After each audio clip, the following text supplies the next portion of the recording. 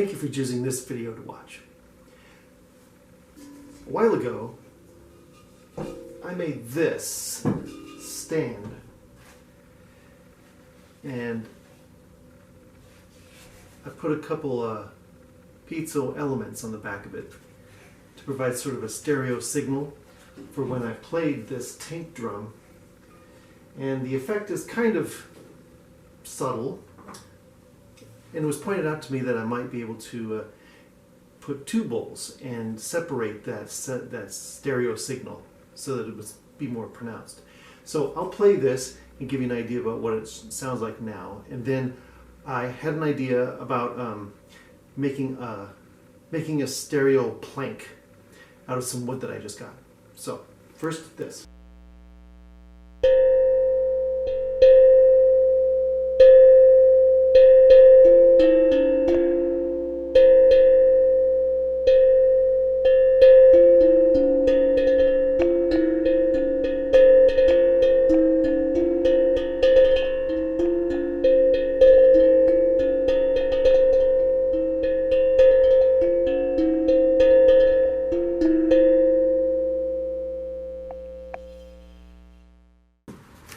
So here's the piece of wood I was thinking about playing with.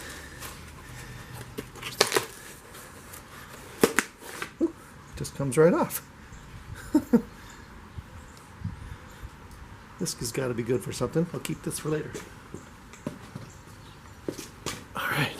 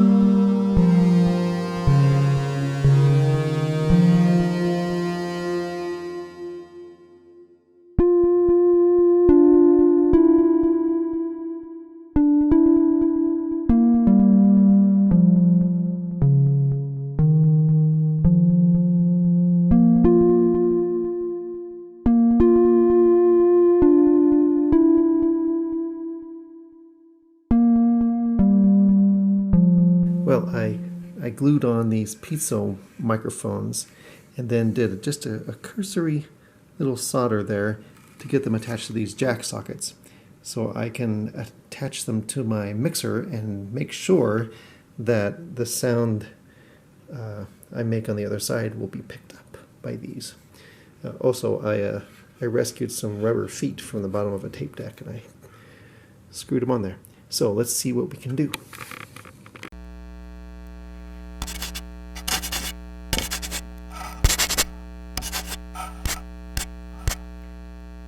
You'll notice that I had to modify the height of those posts in order to get the tank to fit between them.